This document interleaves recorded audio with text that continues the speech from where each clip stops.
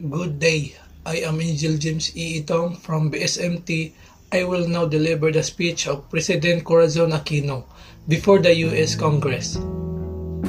3 years ago, I left America en grief to bury my husband, Ninoy Aquino. I thought I had left it also laid to rest his restless dream of Philippine freedom. Today, I have returned as the president of a free people. We won our democracy not through violence but through the courage and sacrifice of the Filipino people. As I came to power peacefully, so shall I keep it. We face great challenges including our foreign debt. We are willing to honor it, but we ask for your help so we can truly stand on our own. We have proven that freedom is worth fighting for. Now, we ask for your support to keep it alive. Thank you.